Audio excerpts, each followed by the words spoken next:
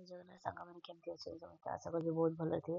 First ତ ମୁଁ କହିଦେଉଛି ମୋତେ ବହୁତ ଥଣ୍ଡା ହେଇଛି। ମୋ ନାକ ପାଟି ପୁରା ବନ୍ଦ। ମୋର ଭଏସଟା ଆପଣଙ୍କୁ କେତେ ବୁଝିପାରିବେ ମୁଁ ବି ଜାଣିନି।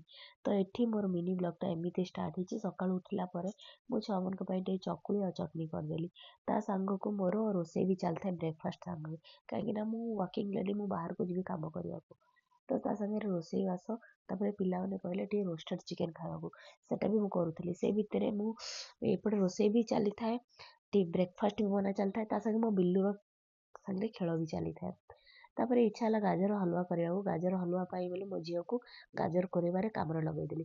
ସେ ଭିତରେ ମୋର ସେ ସବୁ କାମ ଚାଲିଥାଏ, ମୋର ଲଞ୍ଚ ବି ମୁଁ କରିଦେଲି।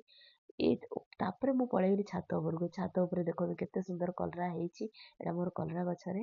ସେଇ ଭିତରେ ମୁଁ ଗାଜର ହାଲୁଆ ବି ରେଡ଼ି ହେଉଛି। ଆପଣ ଯେବେ ବି ଗାଜର ହାଲୁଆ କରିବେ, ଗାଜରକୁ ଘିଅରେ ଭାଜିଲା ସମୟରେ ପୁରା ଭଲସେ ଭାଜିବେ, ଯେମିତିକି ଗାଜର ପାଣି ପୁରା ମରିଯିବ। ତାପରେ କ୍ଷୀରଟା ଦେବେ। କ୍ଷୀର ଦେଲା ପରେ କିଛି ଡ୍ରାଏ ଫ୍ରୁଟ୍, ଯାହା ବି ଆପଣଙ୍କ ଡ୍ରାଏ ଫ୍ରୁଟ୍ ଥିବ, କାଜୁ ଫାଜୁ, କିସମିସ୍ ଦେବେନି, କାଜୁ ଆଉ ବାଦାମ ଦେଇଦେବେ। ତାପରେ ଅଳେଇଚ ଗୁଣ୍ଡ ଟିକେ ଦେଇଦେବେ। ଏଠି ମୋର ଗାଜର ହାଲୁଆ ରେଡ଼ି।